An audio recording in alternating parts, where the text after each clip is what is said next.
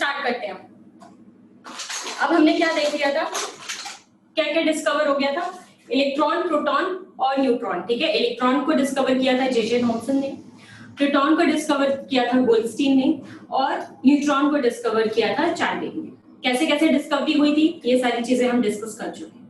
ठीक है, अब इन तीनों की डिस्कवरी के बाद हमें ये पता चला कि जो फंडामेंटल पार्टिकल्स होते हैं एटम के, वो क्या हो जाएंगे आपके, electron, proton and neutron. So there are three fundamental particles of atom that are electron, proton and neutron. ठीक है, तो इन तीनों जो 200 साल आपके लगे ये सारे चीजें डिस्कवर होने में, उससे हम एक कंक्लूजन पे पहुंचे कि atoms can be further divided into electron, protons and neutron that are known as the fundamental particle। ठीक है, तो अब हम इसको एक समराइज करके लिख देते हैं कि अगर इलेक्ट्रॉन है, पार्टिकल्स कितने हैं, ये पार्टिकल है।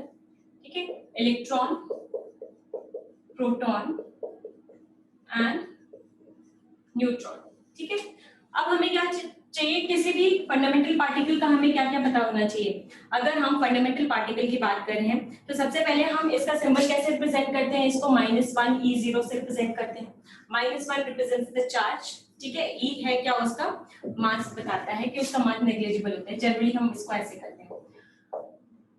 Proton is what, basically proton क्या होता है, इट इज हाइड्रोजन आयन। ठीक है, हाइड्रोजन आयन भी एक प्रोटॉन होता है और उसको 1H1 से भी रिप्रेजेंट करते हैं क्योंकि एक इलेक्ट्रॉन हो जाएगा और उसमें एक प्रोटॉन हो जाएगा।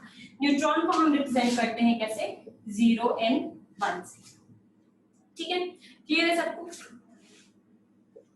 ये क्या हो गया आपका सिंबल। अब हम आते हैं इसके मास पे।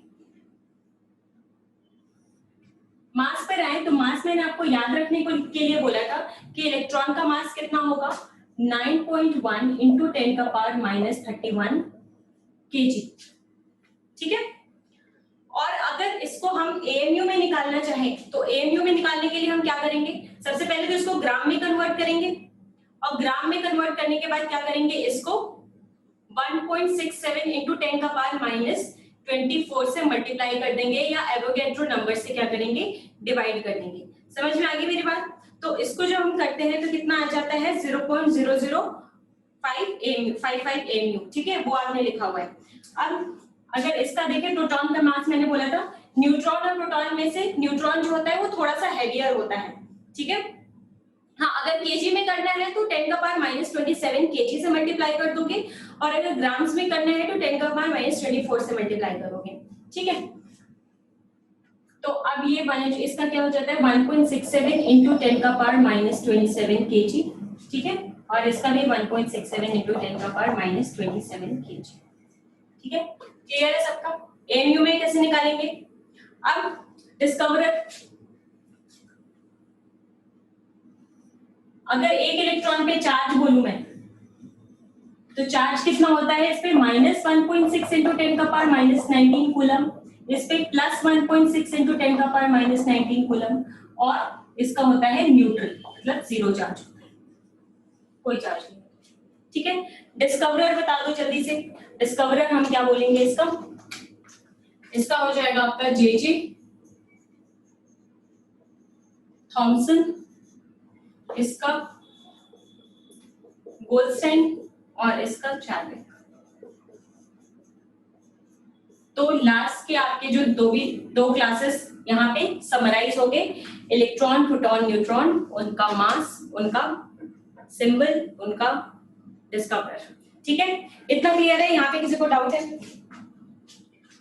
अब हम आते हैं चार्ज क्या होता है। ठीक है, बेसिकली हम कुछ फंडामेंटल पार्टिकल्स की बात कर रहे हैं और फंडामेंटल पार्टिकल्स में हम चार्ज की बात कर रहे हैं, तो पहले हम ये समझ लेते हैं कि चार्ज होता क्या है आपको। ठीक है, तो let us understand about charge. तो चार्ज बेसिकली क्या है, चार्ज को हम कैसे डिनोट करते हैं, Q से। ठीक है, चार्ज के बारे में अगर कुछ बातें करें तो charge is denoted by Q, और ये जो चार्ज होता है वो हमेशा क्वांटाइज्ड होता है। क्वांटाइज्ड का क्या मतलब है, फिजिक्स में भी आप लोग पढ़ते होंगे कि हमेशा कभी भी Na के ऊपर, कभी भी सोडियम के ऊपर कितना चार्ज होगा, प्लस चार्ज होगा, मतलब +1 चार्ज होगा। ऑक्सीजन के ऊपर -2 चार्ज होगा, मतलब ये जो चार्ज है ये हमेशा क्या होगा, एक सिंपल होल नंबर रेशियो में, सिंपल होल नंबर होगा, it can not be any fractional value. ठीक है, तो इसको मैं कह सकती हूँ कि Q बराबर क्या हो जाएगा, n into E। ठीक है, n can be any whole number. बात समझ में आ गई? ठीक है, n 0 भी हो सकता है, 1 2 3 4 and so on. Now talking about types of charge. ठीक है, चार्ज कितने टाइप के होते हैं? चार्ज बेसिकली दो टाइप के होते हैं। एक आपका होता है पॉजिटिव चार्ज, हाँ, E is the charge on electron. Charge on electron आपको पता है 1.6 into 10 का पावर -19 कूलम। ये क्या हो जाएगा आपका पॉजिटिव चार्ज, और आपका नेगेटिव चार्ज। ठीक है, तो चार्ज आपके बेसिकली दो तरह के होते हैं, positive charge and negative charge. ठीक है, तो अगर हम बात करें नेगेटिव चार्ज, अगर इलेक्ट्रॉन की बात करें तो वो क्या होता है -1.6 into 10 का पावर -19 कूलम, और ये हो जाएगा प्रोटॉन की बात करें तो +1.6 into 10 का पावर -19 कूलम। और मैंने इससे पहले भी बोला था कि अगर मैं दोनों के चार्ज की बात करूं, मैग्नीट्यूड की, तो दोनों का चार्ज क्या होगा, हमेशा इक्वल होगा। ठीक है, क्योंकि ये दो अलग अलग टाइप्स है, एक पॉजिटिव है एक नेगेटिव है, लेकिन मैग्नीट्यूड क्या होगा इन लोगों का, हमेशा बराबर होगा। ठीक है, क्लियर है? और एक और चीज पता है आपको कि सेम चार्जेस क्या करेंगे, आपस में रिपेल करेंगे, रिपेल करेंगे, और ऑपोजिट चार्जेस क्या करेंगे, अट्रैक्ट करेंगे। ये भी बात सबको पता है। ठीक है, same charges repel each other and negative opposite charges attract each other. ठीक है, इतनी बात समझ में आ गई? अब बताओ, जब चार्ज की अगर बात करें तो ये स्केलर क्वांटिटी होगा या वेक्टर क्वांटिटी होगा? अगर एक पॉजिटिव चार्ज यहाँ पे रखा हुआ है और अगर एक नेगेटिव चार्ज यहाँ पे रखा हुआ है, तो इन दोनों का हमेशा डायरेक्शन क्या होगा, एक दूसरे की तरफ ही होगा, है ना? हमेशा डायरेक्शन कहीं भी रहे वो, अगर इधर को रखा हुआ है, अगर एक रूम के एक कॉर्नर में रखा हुआ है पॉजिटिव और एक कॉर्नर में नेगेटिव रखा हुआ है नीचे वाले, तो उसका डायरेक्शन क्या होगा, हमेशा एक ही डायरेक्शन होगा, वो हमेशा अट्रैक्ट ही करेंगे एक दूसरे को। ठीक है, उनका अट्रैक्शन का डायरेक्शन चेंज नहीं होगा। तो इसका क्या मतलब है कि चार्ज जो होता है वो कैसा क्वांटिटी है, स्केलर क्वांटिटी है। ठीक है, अब हम बात करते हैं दो टाइप की एनर्जीज की, kinetic energy and potential energy. ठीक है, आप लोगों ने 10th क्लास में पढ़ा होगा कि अगर हम देखो दो तरह से बातें करते हैं, एक हम बात करते हैं इलेक्ट्रोस्टैटिक्स की, इलेक्ट्रोस्टैटिक की बात करते हैं। इलेक्ट्रोस्टैटिक का क्या मतलब है कि इलेक्ट्रिक फील्ड की अगर हम बात करें, और एक होता है इलेक्ट्रिक फील्ड की बात करूं मैं, इलेक्ट्रोस्टैटिक या फिर electric field. Electric field deal करता है किससे, चार्ज से। ठीक है, और ग्रेविटेशनल फील्ड किससे डील करता है, ग्रेविटेशनल फील्ड किससे डील करता है, मास से डील करता है। ठीक है, तो इतना तो आपको पता है कि ये Q से डील कर रहा है और ये M से डील कर रहा है। तो दोनों में क्या होगा, काइनेटिक एनर्जी और पोटेंशियल एनर्जी का फॉर्मूला क्या हो जाएगा, अलग अलग हो जाएगा। ठीक है, ESU पे अभी मैं आ रही हूँ, अभी रुक जाओ। तो काइनेटिक एनर्जी अगर चार्ज की बात करें तो वो क्या होता है, आप सबको पता है क्या होता है, 1/4 पाई एप्सिलॉन नॉट। ठीक है, Q1 Q2 upon R square, यहां तक पता है सबको। और पोटेंशियल एनर्जी क्या होता है, 1/4 pi epsilon not Q1 Q2 upon R। अगर ये मान लो चार्ज Q1 है और ये Q2 है, तो इनके बीच में काइनेटिक एनर्जी और पोटेंशियल एनर्जी को आप ऐसे रिप्रेजेंट करोगे। ठीक है, 4 कांस्टेंट है, पाई कांस्टेंट है, एप्सिलॉन नॉट भी कांस्टेंट होता है। ठीक है, तो इसको मैं क्या लिख सकती हूँ, के। ठीक है, के लिख सकती हूँ।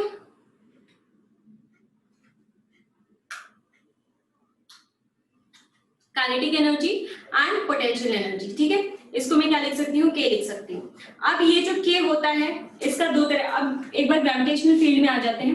ग्रेविटेशनल फील्ड में kinetic energy in terms of mass हम कैसे रिप्रेजेंट करेंगे, क्या होता है, मास के टर्म्स में हम कैसे रिप्रेजेंट करेंगे बताओ। सॉरी यहाँ पे मैं काइनेटिक एनर्जी की बात नहीं कर रही हूँ, यहाँ पे मैं फोर्स ऑफ अट्रैक्शन की बात कर रही हूँ। Sorry, this is force of attraction. ये पोटेंशियल एनर्जी होगा आपका Q1 Q2 by R। ये हो जाएगा आपका force of attraction between Q1 and Q2। ठीक है, काइनेटिक एनर्जी यहाँ पे क्या हो जाएगा आपका हाफ mv²। और पोटेंशियल एनर्जी क्या होता है, पोटेंशियल एनर्जी हो जाएगा आपका सिंपली mgh। ठीक है, ये सारी चीजें आपने 10th क्लास में पढ़ी होंगी। ठीक है, यहां तक सबको किसी को डाउट? अब जो ये वैल्यू ऑफ k है ये दो यूनिट्स में आता है, एक आपका आता है SI यूनिट और एक आपका आता है CGS यूनिट। ठीक है, जब हम SI यूनिट की बात करते हैं, ठीक है, तो SI यूनिट में हम Q1 Q2 किस में रखेंगे, कूलम्स में रखते हैं, coulombs. Q1 and Q2 are in coulombs. ठीक है, और R आपका किस में रहेगा, इधर मीटर में रहेगा। और आपके K की वैल्यू कितनी आ जाएगी SI यूनिट में, 9 × 10⁹ वैसे तो 8.85 × 10⁹ होता है, वो आप फिजिक्स में करोगे, लेकिन यहाँ पे जब भी आएगा तो आप 9 × 10⁹ ही करोगे, जस्ट फॉर द सिंप्लीफिकेशन। ठीक है, क्लियर है? अब जब हम CGS यूनिट में बात करेंगे तब ये Q1 Q2 हम लेंगे ESU में। ESU का मतलब है ये एक यूनिट होता है, इलेक्ट्रोस्टैट यूनिट कहते हैं इसको, इलेक्ट्रोस्टैटिक यूनिट या इलेक्ट्रोस्टैट यूनिट कहते हैं। ठीक है, और आपका जो R रहेगा वो किस में रहेगा, इसमें सेंटीमीटर में। तो जो K की वैल्यू आएगी वो आएगी 1। ठीक है, ये दोनों चीजें आपकी याद करने की है, आपने अपने उसमें भी लिखा होगा नोट्स में। ठीक है, इतनी बात समझ में आ गई?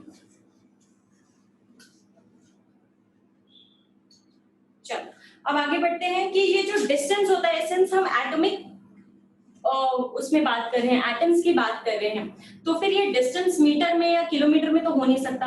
ये डिस्टेंस क्या होता है, बहुत ही छोटा डिस्टेंस होता है, इसके लिए हमने अलग अलग यूनिट्स डिफाइन किए हैं। तो सबसे पहले आपका आता है एंगस्ट्रॉम।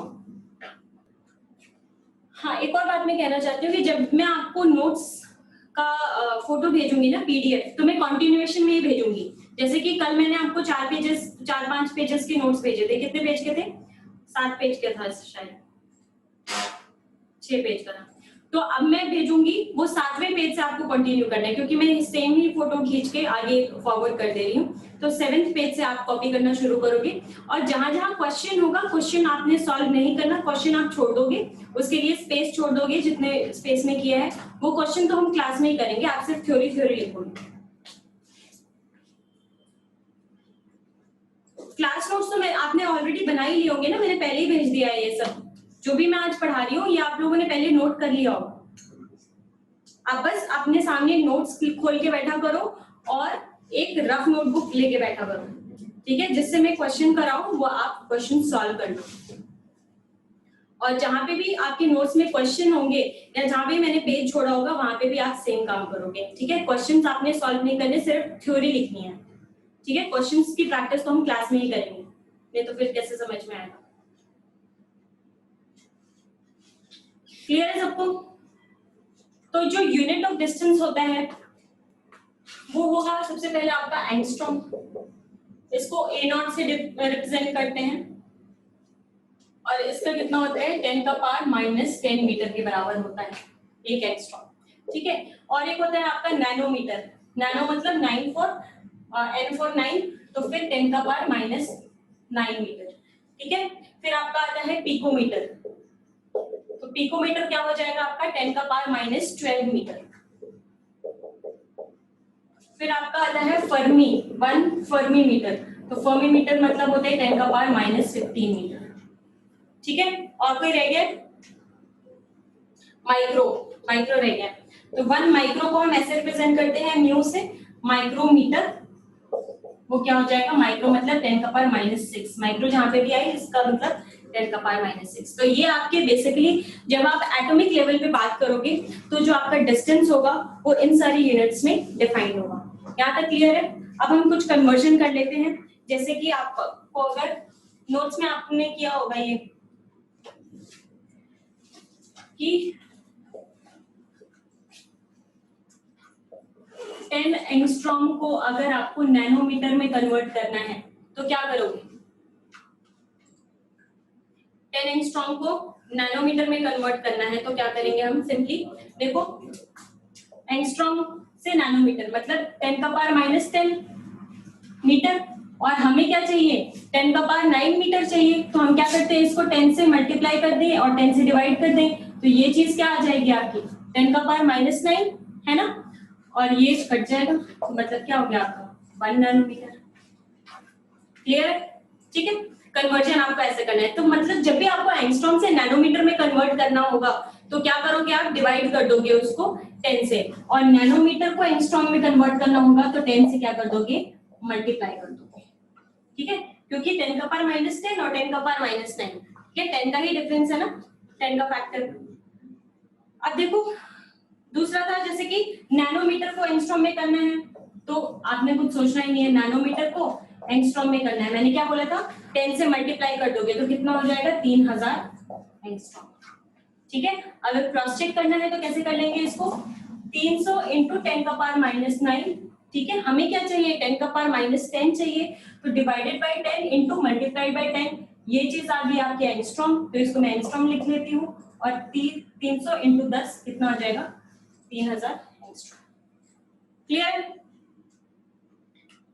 पोटेंशियल एनर्जी मैंने क्या बोला था, क्या होगा किसी भी दो चार्ज स्पीशीज का क्या होगा potential energy K Q1 Q2 upon R। ठीक है, क्लियर है सबको?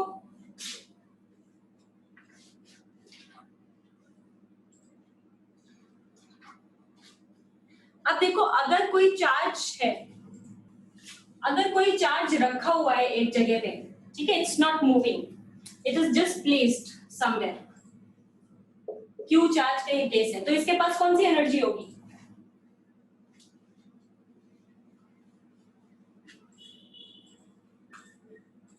पोटेंशियल एनर्जी होगी। And if a charge is moving then उसके पास कौन सी एनर्जी होगी काइनेटिक एनर्जी। ठीक है, तो अगर ये चार्ज Q रखा हुआ है कहीं और V वोल्टेज के अंदर रखा हुआ है, ठीक है, a charge Q is placed under the potential difference of V volt, तो इसकी जो काइनेटिक यहाँ पे इसकी जो पोटेंशियल एनर्जी मैं जनरली लिख रही हूँ एनर्जी, ठीक है, कुछ कोई भी एनर्जी हो सकती है, that will depend on whether the charge is placed somewhere और इट इज मूविंग। ठीक है, वो किसके बराबर होगा Q into V। ठीक है, तो एनर्जी का अभी तक आपको एक यूनिट पता था, एनर्जी का कौन सा यूनिट होता है बताओ, एनर्जी का यूनिट क्या होता है अभी तक जो आपको पता था जूल। ठीक है, यहां से एक और यूनिट आ गई, Q का यूनिट क्या हो जाएगा E।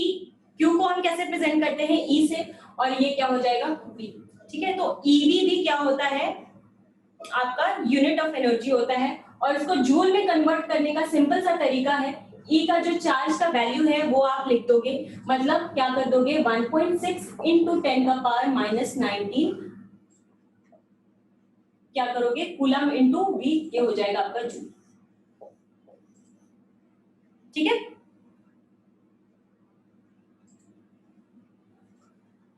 समझ में आ गया? अगर मैं बोलती ये चार्ज मूव कर रहा है तो ये एनर्जी क्या होता, ये कुछ भी हो सकता है, पोटेंशियल एनर्जी भी हो सकता है, काइनेटिक एनर्जी भी हो सकता है। तो if a charge Q is placed under the potential difference of V volt, then its energy is given by Q into V। Clear है इतना? और इलेक्ट्रॉन वोल्ट को आप जूल में कैसे कन्वर्ट करोगे, सिंपली आप E का वैल्यू वहां पे पुट कर दोगे, मल्टीप्लाई कर दोगे। ठीक है, तो यहां से हम आए एक और यूनिट पे, that is electron volt. Electron volt, ठीक है, ईवी। जनरली हम इस चैप्टर में ईवी से काफी बार आपके उसमें आएगा ये ईवी क्या है।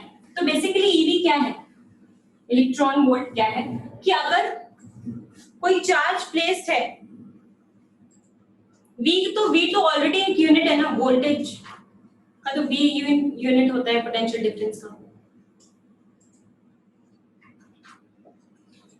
तो EV इज बेसिकली किसका यूनिट, अगर मैं बोलूं कि इलेक्ट्रॉन वोल्ट कहीं लिखा हुआ है तो ये किस चीज का यूनिट है, दिमाग में सीधे क्या आना चाहिए आपका, it is a unit of energy.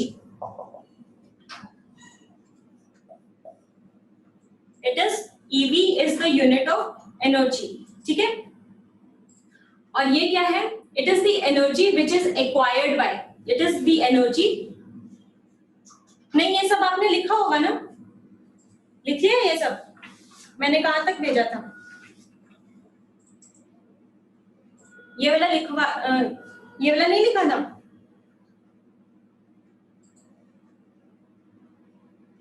चलो कोई बात नहीं, लिख लो। Energy is equals to Q into V लिख लिया ना? Energy is equals to Q into V लिख लिया ना? अभी हाँ मैं भेजूंगी इसके नोट्स। चलो एक पेज तो लिख लो, इसके बाद में भेज देती हूँ। जो आपका इससे पहले वाला पॉइंट था वो लिख लो कि if a charge, properties of charge में कितने पॉइंट्स लिखे थे आप लोगों ने? चलो 6 पॉइंट लिख दो। If a charge Q is placed under potential difference of V volt, then its energy is given by E is equals to Q into V. ठीक है?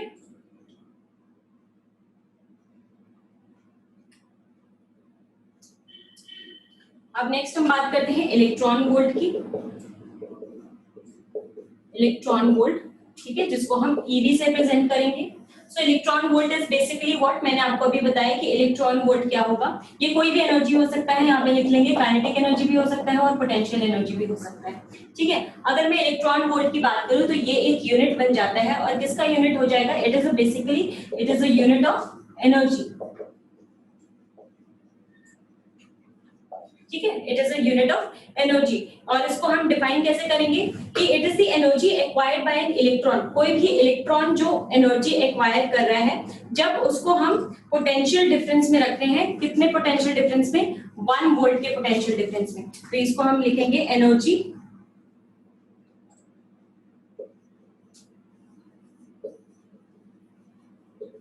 Acquired by an electron when placed under the potential difference, PD मतलब potential difference of 1 volt। ठीक है, clear है सबको? Electron volt क्या होता है, इसका डेफिनेशन क्या होता है, सबको क्लियर है?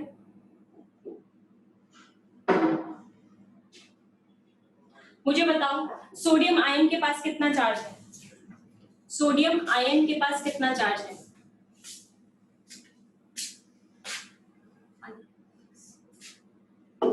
इन टर्म्स ऑफ इलेक्ट्रॉन मैं पूछ रही हूँ, +1 +2 मत बोलो। In terms of electron charge को हम यहाँ पे E से डिनोट करेंगे। मैंने एनर्जी नहीं पूछी महिमा, 1 EV नहीं लिख सकते हो आप। मैं एनर्जी नहीं, मैं चार्ज पूछ रही हूँ। कितना चार्ज है सोडियम आयन के पास? कितना चार्ज है? फिर +1 बोल रहे हो। मुझे +1 +2 से मतलब नहीं है। हाँ, तो 1.6 इंटू 10⁻⁻19 को क्या बोलते हैं? मतलब कान ऐसे पकड़ना है तो ऐसे नहीं पकड़ोगे, ऐसे पकड़ोगे।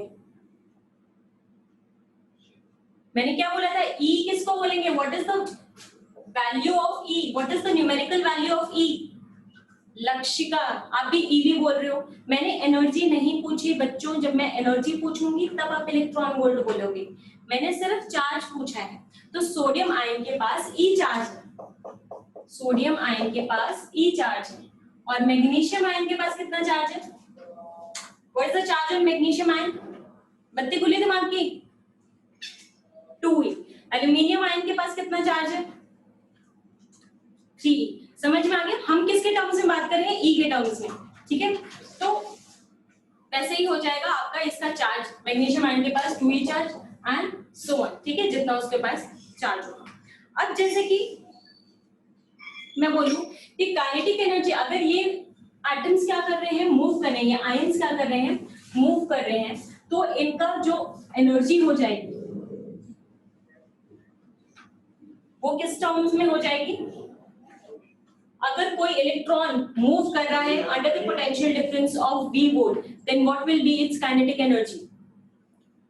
An electron is moving under the potential difference of V volt. What will be the kinetic energy? EV। ठीक है, समझ में? Q into V। तो हम क्या करेंगे, काइनेटिक एनर्जी अगर कोई मूव कर रहा है तो क्या हो जाएगा, Q इंटू वी। यहाँ तक क्लियर है सबको? क्यों? क्योंकि इलेक्ट्रॉन मूव कर रहा है। अगर एक इलेक्ट्रॉन मूव कर रहा है and which is placed under the potential difference in of 1 volt, तो क्या काइनेटिक एनर्जी हो जाएगी, 1 eV। इतनी बात समझ में आती है कि अगर एक electron is moving under the potential difference of 1 volt, then its kinetic energy will be 1 eV। Got it? आवाज आ रही है एक बार? ठीक है, अब मैं क्या करूं, E की वैल्यू लिख देती हूँ। E की वैल्यू हमें सबको पता है क्या होती है, 1.6 इंटू 10⁻⁻19 कूलम इंटू V, और यही क्या हो जाएगा आपका जूल। तो अगर आपको EV से जूल में कन्वर्ट करना है तो आप सिंपली क्या करोगे, इससे मल्टीप्लाई कर दोगे, तो कन्वर्जन क्या हो जाएगा, 1 EV is equals to 1.6 into 10⁻⁻19 joule. ठीक है, इतनी बात क्लियर है? क्लियर है सबको? अब मैं बोल रही हूँ कि इसको डब्बे में डालना है हमें, इंपॉर्टेंट है। अगर मैं जूल को कन्वर्ट करना चाहूँ किलो जूल पर मोल में, तो क्या आप सब कर सकते हैं ये काम? Can you convert this joule into kilo joule per mole? फटाफट से करके बताओ। पहले जूल है तो इसको किलो जूल में कन्वर्ट करोगे, और पर मोल है तो मल्टीप्लाइड बाय मोल करोगे। आप 6 इंटू 10⁻23 भी ले सकते हैं approximately. Tell me the answer quick. Question ही कर लो, convert 1 electron volt into kilo joule per mole. ठीक है,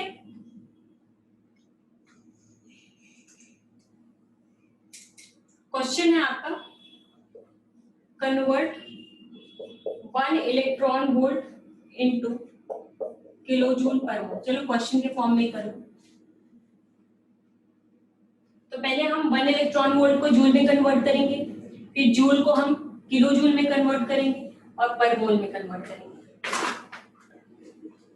9.6 इंटू 10 का रेज़ टू द पावर 5 तो नहीं आना चाहिए। किलो जूल में किया है या जूल पर मोल में किया है? I want it into kilo joule per mole. चलो मैं एक बार करके देखती हूँ, अभी बच्चे सही जवाब नहीं दे रहे। 1 इलेक्ट्रॉन वोल्ट है तो इसको हम 6 कहां से आ जाएगा कबीर? कौन सी गणित लगा रहे हो? ये क्या हो जाएगा आपका 1.6 इंटू 10⁻⁻19 जूल। यहाँ पे किसी को दिक्कत? ये तो हमने अभी कन्वर्जन किया है, यहाँ तक तो क्लियर है। अब इसको हम क्या करते हैं, किलो जूल में करते हैं। जूल को किलो जूल में कन्वर्ट करना है, क्या करोगे?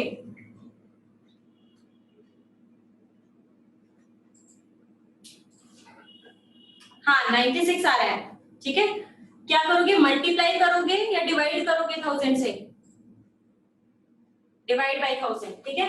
तो लिख सकते हैं कि 1.6 इंटू 10⁻⁻19 इंटू 10⁻³ ठीक है। ये क्या आ गया आपका किलो जूल। क्लियर है? मैं क्या बोल रही हूँ, किलो जूल पर मोल में कन्वर्ट करना है हमें, तो मैं क्या करती हूँ, इसको मोल से मल्टीप्लाई कर देती हूँ। किसी को कोई दिक्कत, कोई प्रॉब्लम? और मोल आपको पता है क्या होता है, 6 इंटू 10⁻23 होता है, ठीक है। तो ये क्या हो जाएगा, ये 10⁻20 हो जाएगा, और 10⁻⁻19 मतलब आपका 10 बच गया। यहाँ पे इंटू 10 कर दो, ये सब कट गया, आपका 10 बच गया। 1.6 इंटू 6 कितना होता है, 9.6, 16 6 96, और इंटू 10 कर दोगे तो क्या आ जाएगा 96 किलो जूल पर मोल, है ना।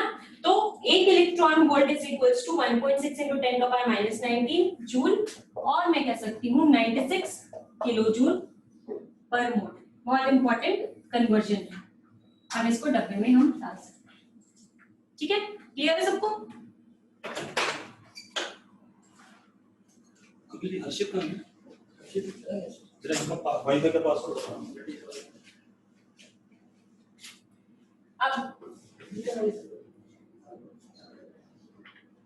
अब लिखो, अब पार्टिकल एक क्वेश्चन देती हूँ।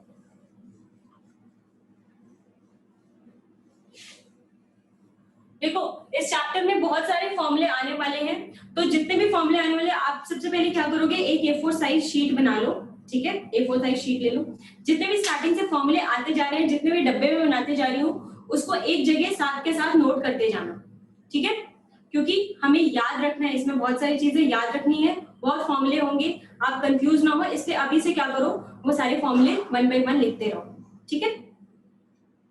देखो, a particle of charge 5e,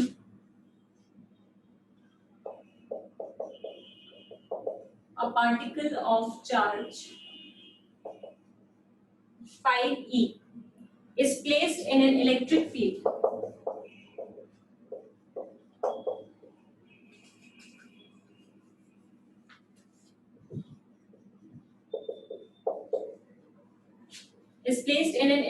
field of potential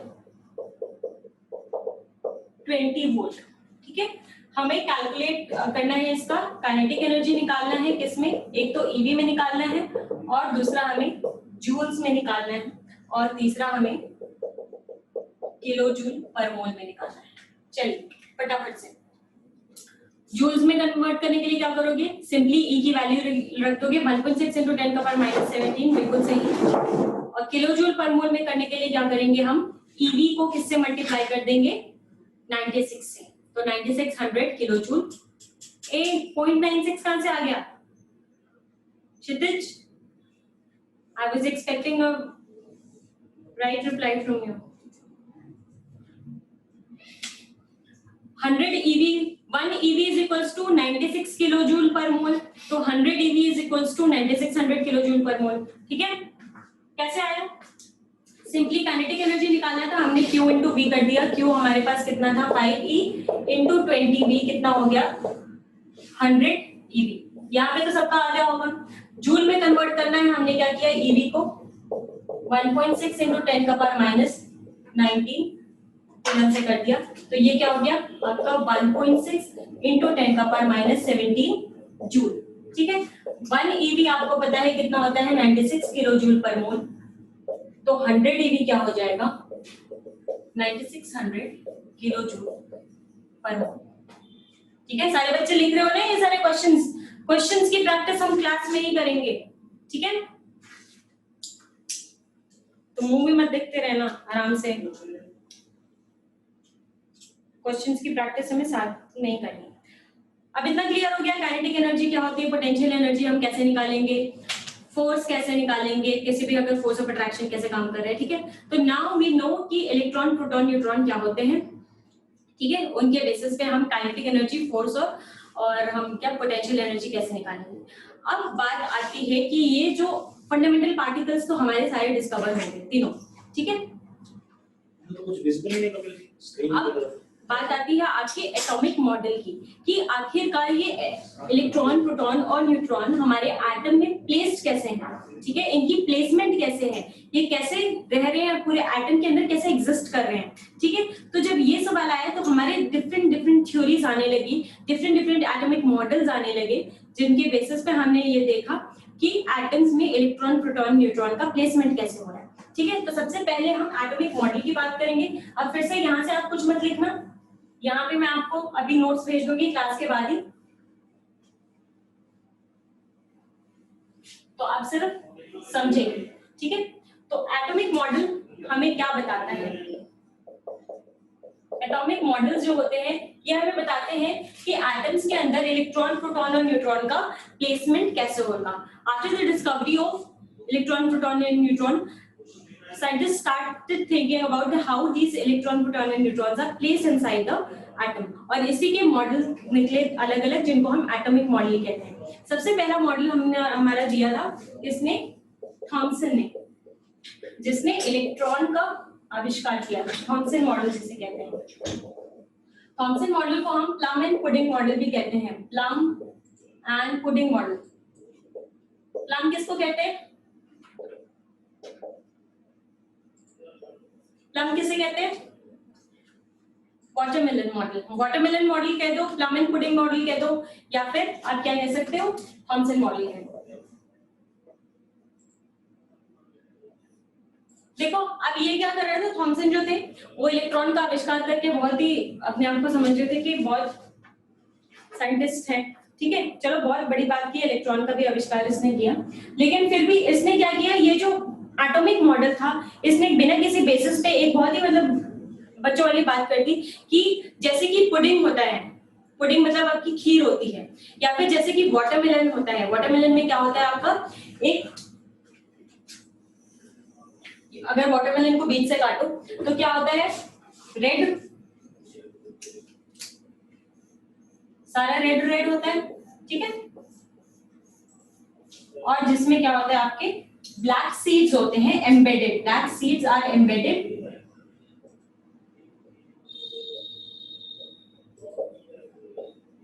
तो कुछ ऐसा होता है ना,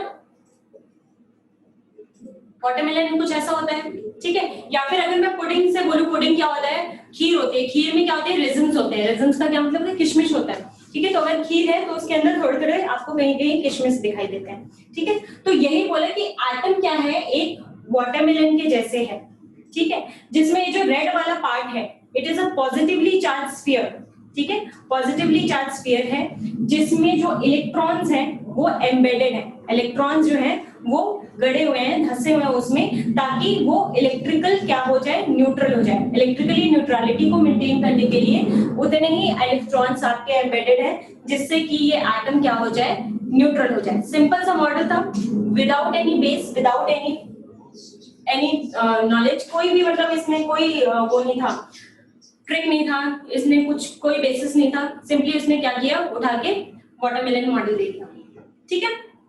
तो ये था आपका थॉमसन मॉडल, ठीक है। अब ये फेल हो गया, ऑब्वियसली फेल तो होना ही था, किसी कोई बेसिस नहीं था इसका, तो फेल तो होना ही था, लेकिन ये फेल क्यों हुआ, इसके बाद जो रदरफोर्ड ने गोल्ड फॉइल एक्सपेरिमेंट किया था, क्योंकि इसमें इसने न्यूट्रॉन का एक तो जिक्र नहीं किया था, न्यूट्रॉन के प्लेसमेंट का जिक्र नहीं किया था, ठीक है। और दूसरी बात, इसने जो रदरफोर्ड का फेमस गोल्ड फॉइल एक्सपेरिमेंट था, गोल्ड फॉइल एक्सपेरिमेंट जो कि आपने 10th 9th क्लास में ही पढ़ा होगा, गोल्ड फॉइल एक्सपेरिमेंट, उसको भी ये एक्सप्लेन नहीं कर पाया था, ठीक है। तो गोल्ड फॉइल एक्सपेरिमेंट भी हम अभी देखेंगे। तो थॉमसन का सिर्फ इतना सा मॉडल था, आगे बात समझ में, थॉमसन मॉडल ने क्या बोला था और फेल क्यों हुआ, क्लियर है सारे बच्चों बोलो, ठीक है। अब दूसरा आता है रदरफोर्ड, दूसरा आया हमारा रदरफोर्ड। अब रदरफोर्ड ने कुछ काम की बात की थी, रदरफोर्ड ने कुछ लॉजिकल बात की थी, काम की बात की थी, और रदरफोर्ड मॉडल हमारा इसीलिए क्या है, थोड़ा इंपॉर्टेंट भी है, ठीक है। बाकी सारी तो चीजें पढ़ने वाली है, जो चीज मेरे को आपको समझाने वाली होगी वो मैं आपको समझा दूंगी, बाकी मैं कहानी की तरह बोल रही हूँ रदरफोर्ड ने क्या किया था, ये भी आपको नहीं लिखना, जहां लिखना होगा मैं आपको बता दूंगी। रदरफोर्ड्स मॉडल, रदरफोर्ड्स मॉडल को ही हम क्या बोलते हैं, गोल्ड फॉइल एक्सपेरिमेंट भी बोलते हैं, या फिर रदरफोर्ड का न्यूक्लियर मॉडल कहते हैं, न्यूक्लियर, रदरफोर्ड्स न्यूक्लियर मॉडल।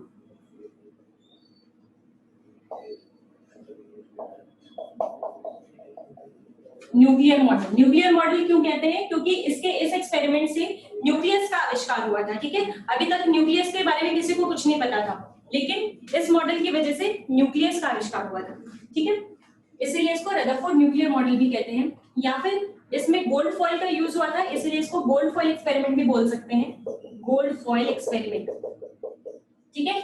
और गोल्ड फॉइल में इसने क्या किया था, अल्फा पार्टिकल की स्कैटरिंग की थी, इसीलिए इसको हम अल्फा पार्टिकल स्कैटरिंग एक्सपेरिमेंट भी बोल सकते हैं। तो इन सब में से कोई भी आए, कोई भी नाम आए, आपका एक ही मॉडल होगा, कौन सा, रदरफोर्ड का मॉडल। क्लियर है सबको। अब मैं आपको एक फन फैक्ट बताना चाहती हूँ, बताओ न्यूट्रॉन कब इन्वेंट हुआ था, याद नहीं रखना आपको, सिर्फ मैं एक जनरल नॉलेज की बात कर रही हूँ, या इससे ज्यादा सोचना नहीं। न्यूट्रॉन का आविष्कार कब हुआ था, 1932 में। जो रदरफोर्ड मॉडल था वो इससे भी पहले आया हुआ था, मतलब न्यूट्रॉन का आविष्कार होने से पहले ही रदरफोर्ड ने ये बात बता दी थी कि ऐसा कुछ होता है, और जो कहाँ पे प्रेजेंट होता है, एटम के सेंटर में प्रेजेंट होता है, ठीक है। उसके बाद जाके आपका न्यूट्रॉन का आविष्कार हुआ था ऑफिशियल, ठीक है। तो इसने किया क्या था, देखो इसने क्या किया था, एक इसने स्क्रीन ली थी, ठीक है, मूवेबल स्क्रीन ली थी इसने, फोटोग्राफिक फिल्म कह लो या स्क्रीन कह लो, ठीक है। और जिसपे किसकी कोटिंग होगी बताओ? ZNS की।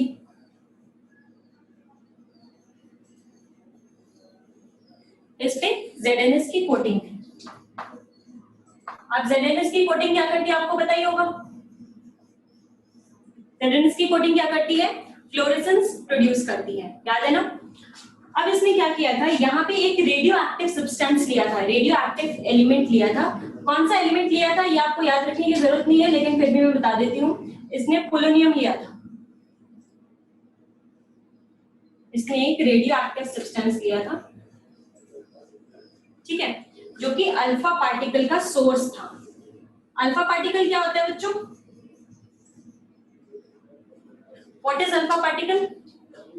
Helium ion, not helium, it is positively charge helium ion. इसको हम रिप्रेजेंट करते हैं 2He4 से, 2He4 से रिप्रेजेंट करते हैं, लेकिन इट इज अ आयन, ठीक है, हीलियम आयन।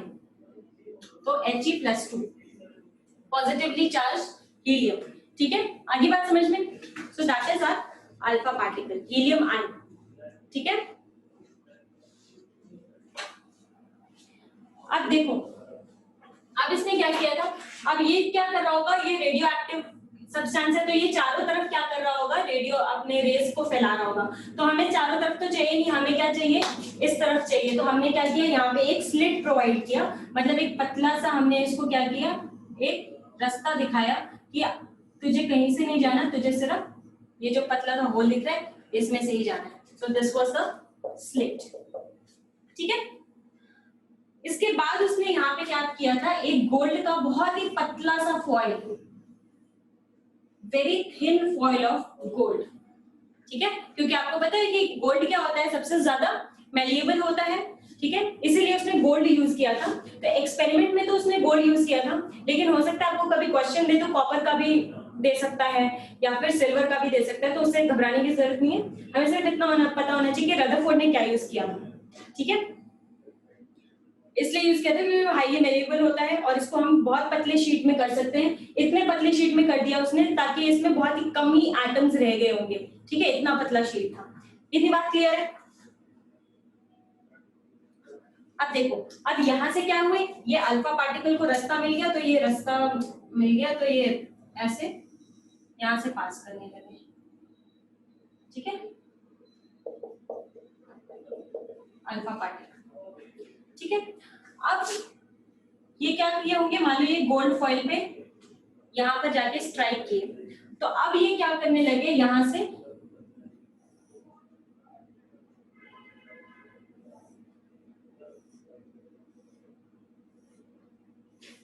अलग अलग डायरेक्शन में यहाँ पे क्या देने लगे, आपको ल्यूमिनेसेंस देने लगे, ठीक है, फ्लोरेसेंस अलग अलग डायरेक्शन में देने लगे, ठीक है।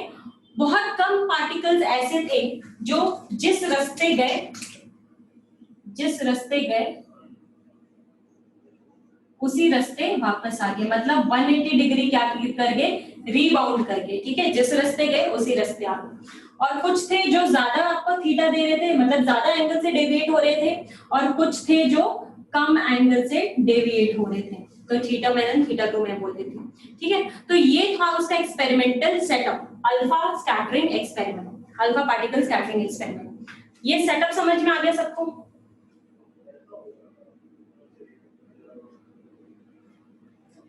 ठीक है, थोड़ी बहुत अल्फा पार्टिकल की बात कर लेते हैं। अल्फा पार्टिकल की बात करें तो मैंने क्या बोला था, it is a positively charge helium ion, ठीक है। तो अगर मैं इसकी चार्ज की बात करूं तो चार्ज क्या हो जाएगा इसका, अगर मैं Q ऑफ अल्फा पूछूं तो कितना चार्ज हो जाएगा, बताओ जल्दी से,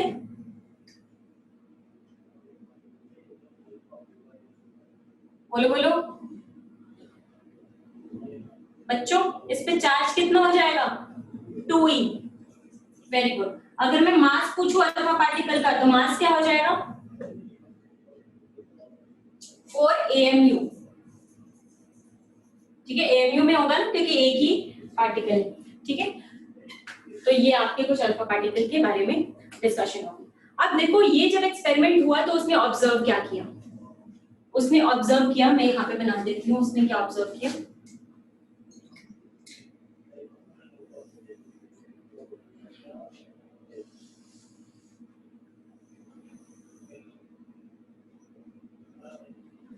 देखो उसने क्या ऑब्जर्व किया कि बहुत सारे पार्टिकल्स जो थे, बहुत सारे जो रेस थे, वो क्या हो रहे थे, जैसे जा रहे थे वैसे ही वापस आ जा रहे थे, नहीं जैसे जा रहे थे वैसे ही क्रॉस हो जा रहे थे, ठीक है।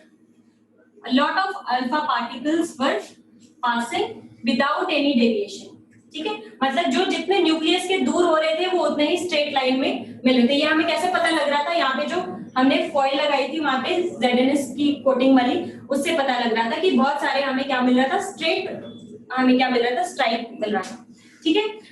बहुत सारे अल्फा पार्टिकल जैसे जा रहे थे वैसे ही आपके क्रॉस हो जा रहे थे, ठीक है। दूसरी ऑब्जर्वेशन थी कि कुछ अल्फा पार्टिकल, मतलब ये हो रहा था आपका 99% ऑफ अल्फा पार्टिकल्स में, ठीक है, कुछ अल्फा पार्टिकल्स क्या कर रहे थे, आपके डेविएट हो जा रहे थे, ठीक है। ये देखो डेविएट हो रहे, दिख रहा है डेविएट होते हुए, कुछ अल्फा पार्टिकल्स क्या हो रहे थे, डेविएट हो रहे थे। बहुत ही कुछ अल्फा पार्टिकल, मतलब very very few alpha particles वर क्या कर रहे थे, वो जिस रास्ते जा रहे थे, ब्लैक से डिनोट करती हूँ, जिस रास्ते जा रहे थे उसी रास्ते क्या कर रहे थे, रिबाउंड होके वापस आ जा रहे थे, ठीक है, 180 डिग्री रिबाउंड होके वापस आ जा रहे थे। ये 3 ऑब्जर्वेशन उसने ऑब्जर्व की। समझ में आ गई बात, मतलब ये इस पे इसकी प्रोबेबिलिटी इतनी कम थी कि 1 in 20,000, हर 20,000 रेस में से एक रे ऐसा था जो कि जैसे जा रहा था वैसे 180 डिग्री वापस आ जा रहा था। क्लियर है, ये ऑब्जर्वेशन सबको क्लियर है।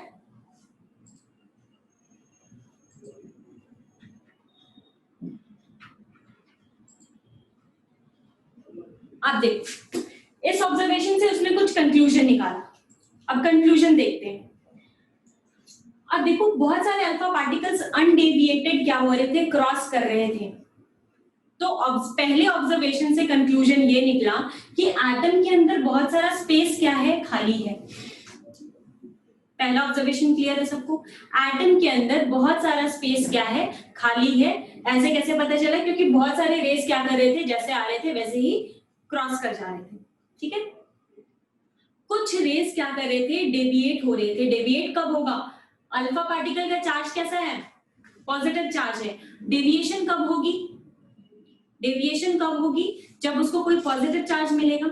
मतलब कि बहुत कम अल्फा पार्टिकल्स क्या हो रहे थे, डेविएट हो रहे थे। मतलब कि यहाँ पे एटम के बीच में क्या है, कुछ पॉजिटिव चार्ज है, ठीक है, मतलब कुछ पॉजिटिव चार्ज है जिसकी वजह से वो क्या हो रहा है, डेविएट हो रहा है। दूसरा ऑब्जर्वेशन का कंक्लूजन निकल गया। तीसरा ऑब्जर्वेशन का कंक्लूजन ये निकला कि एटम के बीचों बीच में एक तो पॉजिटिव चार्ज है, ठीक है, और वो पॉजिटिव जो चार्ज है वो बहुत ही डेंस है, ठीक है, मतलब बहुत ही ठोस है। मतलब इतना ठोस है कि वो उसको क्या कर पेनिट्रेट नहीं कर पा रहा, वो क्या कर रहा है, वापस चला जा रहा है।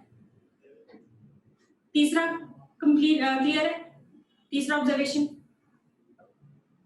अब देखो इसमें मैंने इसको एकदम टच करते हुए नहीं दिखाया है, आपको दिख रहा है कि पॉजिटिव और ये जो न्यूक्लियस है और ये रे को मैंने एकदम टच करते हुए नहीं दिखाया है। क्यों नहीं दिखाया है, क्योंकि टच तो हो ही नहीं सकता, क्योंकि ये भी पॉजिटिव है, ये भी पॉजिटिव है। तो आप देखो मैग्नेट को क्या करोगे, अगर साउथ पोल नॉर्थ पोल है, ठीक है, और अगर आप साउथ पोल को अगर टच कराने की कोशिश करोगे तो एक पॉइंट पर आके वो क्या करेगा, रिपेल करेगा एक दूसरे को, वो टच होगा ही नहीं, ठीक है। तो कुछ एक फोर्स रहता है, तो इसीलिए ये कंप्लीटली टच नहीं होगा, जैसे आया था वैसे ही चला गया। मतलब ये जो न्यूक्लियस के मतलब ये जो एटम के बीचों बीच जो भी चीज है, ये एक तो पॉजिटिवली चार्ज है और ये बहुत ही ज्यादा डेंस है, ठीक है, इतने ज्यादा डेंस है कि एटम का जो टोटल मास है वो क्या है, उसी डेंसिटी में क्या है, कॉन्सेंट्रेटेड। 3 कंक्लूजन निकल गया। डेविएशन कैसे होगी, डेविएशन देखो ना, ये भी अल्फा पार्टिकल भी पॉजिटिव है और जैसे जैसे न्यूक्लियस के पास आता जा रहा है वैसे वैसे पॉजिटिव चार्ज के पास आता जा रहा है, इसलिए डेविएशन हो रही है।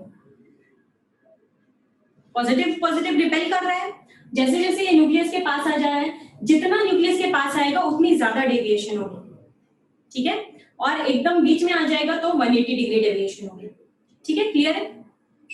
तो रदरफोर्ड मॉडल से समरी अगर मैं बताऊं तो रदरफोर्ड मॉडल ने क्या समराइज किया कि 2 चीजें बोली कि जो एटम होता है इसको हम दो पार्ट में डिवाइड कर सकते हैं।